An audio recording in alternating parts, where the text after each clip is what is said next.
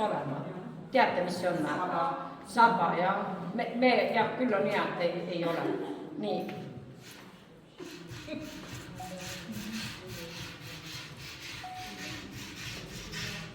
Meil on siin sees vesi. Meil on mänguleht, meil on mängupiim. No tulge siia.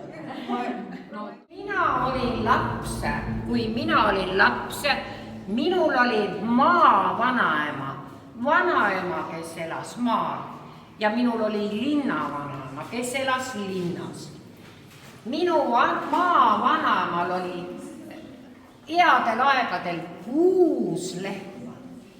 Kujutage pilti, 6 lehma. Ja suvel sa pidid lüpsma lehmi ju 3 korda. Lehmal oli suvel palju süüa ja lehm andis palju piima. Kas siin on inimesi, kes on lehma pidanud? Aga kelle vanematel on lehm olnud? Kellel oli kodus on lehm olnud lapsena? Lehma näinud olete, päris lehma? Olete? No siis ja minu vanemal oli 6 lehma ja mina nägin väga hästi, kuidas tuleb lehma eest hoolitseda. Mida lehmad söövad? Rohi. Nii, mida veel? Leiba osteti vanasti.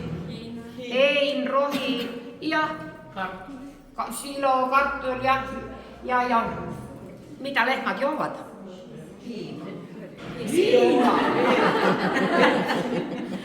Lehmad joovad vett ikka. Joob kohe, suured lehmad joovad 10 ämbrit, näete, 10 ämbrit vett.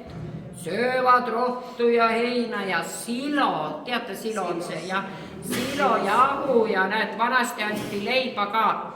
Ja siis oli üks hookus-pookus ja siia tuli piim. Meil on Maali ja Juuli, meil on teine veel. Siit sa saad selle tunde kätte, kuidas vanasti lüpsmine oli. Minu vanaema pidi suvel 3 korda päevas lüpsma ära 6 lehma. Ta tegi seda nii kiiresti, muudkui laulis ka veel ja oli, kui sa lehmale laulad, siis ta annab palju piima. Sellepärast tänapäeval lastakse farmides ka muusikat, siis lehmad annavad palju piima.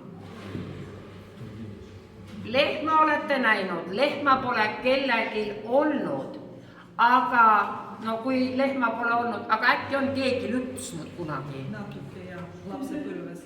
Vaata, tead, kuula, see on nagu ujumine või jalgrattasõit. Kui sa seda oskad terve elu. Siin käis üks naine, siin mõned nädalad tagasi, üks vana väärikas naine, vana maanaine, ütles, mul pole 50 aastat lehma olnud, 50 aastat pole lehma olnud. Tuli siia ja lüpsis niimoodi, et nii on, no ärge kellegi öelge, mina ei oska tegelikult lüpsida. 51-52 Rootsi insener. Ja 60-ndatel Vene liinid siis hakkasid neid tegema. No ei olnud väga kvaliteetsed, no loomulikult palju aega tagasi kile ja siis kehv liimikene ja alane piim nirises niimoodi maha ja on. Aga siis kääridega siit lõikasid ja valasid endale tassi. Minule meeldisid need pudelid. Nii, mis siin sees oli? Ja või siis väike piim. Hapukoor. No nii, mulle väga meeldib, et palju aastaid tagasi sai selle poodi tagasi viia. Politaara vastuvõtupunkt. Palju raha sai? No mis te ostsite? Mis see vaidles? 20 kopikat. Mina oma õega vaidlesime, kumbid pudelipoodi. Kujutad ette? viisid tagasi, said ühe väikese saiakese, väikese limonaadi, kas Buratino või kelluke ja mina ostsin alati merekivikese kommid, need on siuksed, teate küll.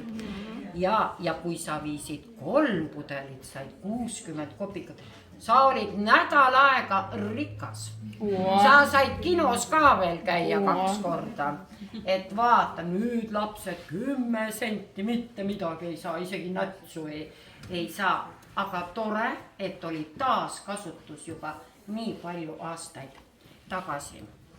Aga kui nüüd siin tulete vaatate, siin on nagu nostalgiat veelgi, tulge vaadake neid tooteid, kas tuleb tuttavad ette. Pakendid ei ole väga värvilised ega sellised,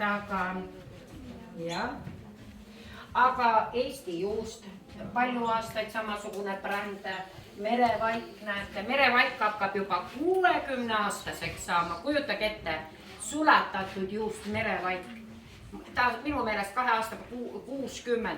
Järgmine aasta Merevaik tehti suure sotsialistliku oktoobrirevolutsiooni 50. aastapäevaks aastal 1967.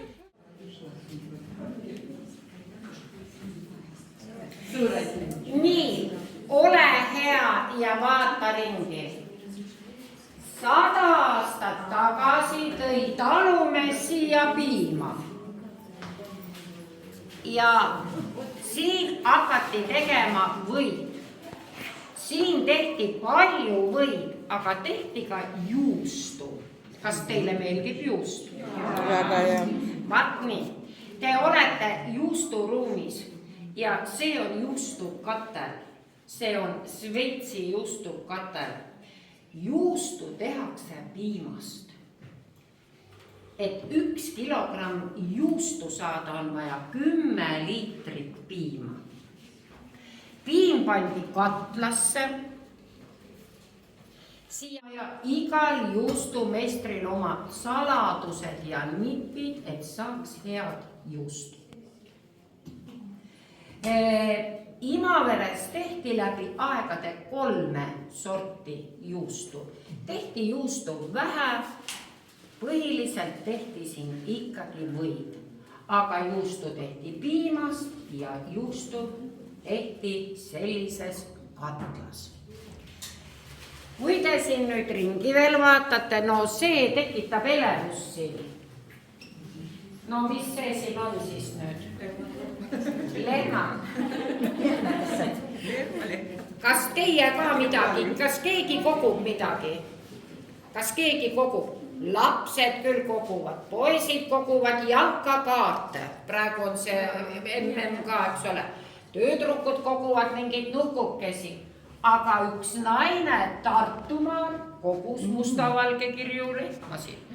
20 aastat kogus ja 2000 lehma asja, see pole siin veel sugugi kõik, et on. Aga teate, mida lapsed kõige rohkem koguvad, ka väikesed ja inimesed? Raha. Nii et on. Ja me kohe läheme nüüd, vaatame veel natukene lehmasid, ega meil on neid veel. Et on, aga siis läheme ühe piimatööstuse Meieri hoone südamesse, läheme masinasaali ehk võitehasesse. Ma ütlen teile jah, võitehasesse, sest siin tehti ikka peamiselt võid ja palju. Aga uudistage ka nüüd seda tuba veel, vaadake, siin on veel. Näete, tulge vaadake, siin on veel. Ja siin on see proua, kes kogus, kes meile selle kinkis ära. Minge vaadake, võite pilti teha, et ja tema kinkis meile siis ära. Ja meie tegime siia näituse. Vaadake ära ja koguneme siis siia. Vaadake ära ja koguneme siis siia.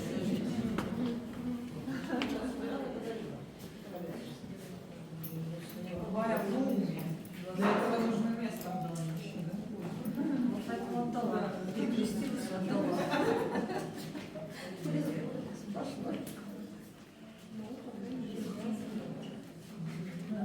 Не, ну она связана с чем-то другим.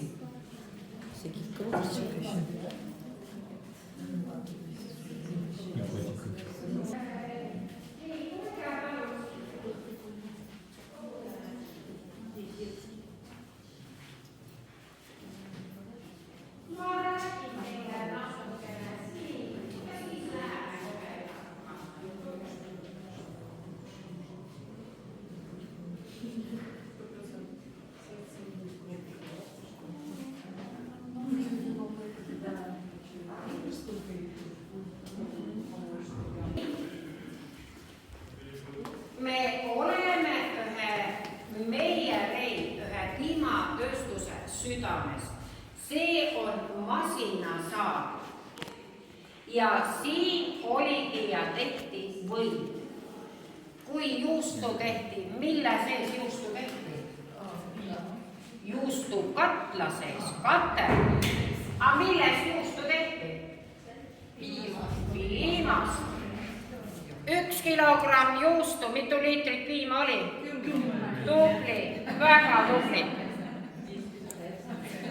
Aga nüüd vaata, see on võimasin.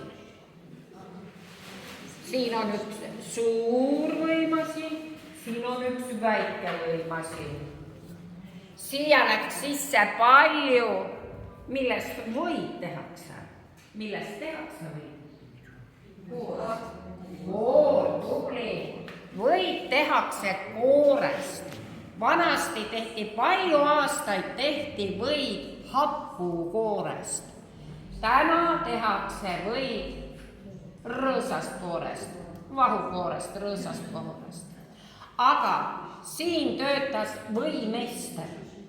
Seal töötas juustumeister, siin võimeister. Pandi koor siia sisse.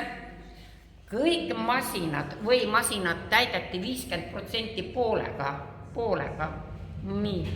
Mis te nüüd arvate, vaata, kuidas see masin tööle hakkas? Mida veel vaja on? Võimeister ei jõudnud. Selleks oli vaja, et oleks ühel vanal võitööstusel katlamaja ja katlakütja, katilna ja katšekar. Sellepärast, et see masin läks käima aurujõul. Kas keegi on kodus ise võid teinud? Kõige lihtsam, aga vahukompotile, mis sellile olete teinud vahukoort peale. Ära vahukoort üle löö, saad või. Väga palju ei ole vaja viskeldada. Kui läheb väga paksuks, siis varsti ongi sul või. Kui sa paned kompoti peale, ei ole vaja võid, siis on vahukoort vaja. Aga kui sa tahad võid, siis sa pead nüüd kloppima või teed mikseriga või võtad purgi, paned koore sisse ja teed niimoodi. Kuni juhtub ime, see koor läheb järjest paksemaks, tulevad võiterad ja sul ongi võid. Ja mis värvid ta veel on siis? Kollane. Valgest koorest saab kollane või. Nii lihtne see ongi. Ei ole vaja suuri masinaid, ei ole vaja mikserit, visperit, võtad purgi, paned koore sisse ja teed niimoodi ja saad värske või. Aga vanasti siis tehti siin palju võid, suvel tehti võid rohkem. Suvel tehti võid rohkem, sest lehmad andsid rohkem piima. Kui juustu tegemiseks oli vaja 10 liitrit piima, et 1 kilogramm saada juustu, siis, et 1 kilogramm võid saada, on vaja võtta koor. See rasvane osa ehk koor ära 22-25 liitri piima peale. Vaadake, et 1 kilogramm võid saada. Te olete siin samas ruumis. See on 100 aastat tagasi tehtud, näete, see vaade on sealtpoolt. 100 aastat tagasi. Võite siit saata. 100 aastat tagasi. Eesti keeles koorelahutaja. Separaatori koorelahutajaga võetakse ära piimalt rasvane osa ehk koor. saadakse kätte rasvane osa ehk siis pool ilma seest. Ja järgi jääb klõsse. Vene keeles on see vist abratka öeldakse või? Ta ei pastöriseeri, ma vist ei julge. Ei, pastöriseerib küll, ma arvan. Et teha. Läbi ikka. Aga tal on ikka see natuke selline, ta ei ole kibe, aga tal on teistsugune väike. Ja, sest 90-ndateni vist et nüüd on ainult Euroopa direktiivid ja meil on nagu võirasvasus, kõik te teate, on 82%. Siis on 16% on vesi ja mingid kuivneid ka veel, et kõik, mis on alla nagu see nüüd nagu selle, noh, mis ei ole nagu või, neid peab kutsuma võideks või võidel. Ja, et mingi võilaadne toode.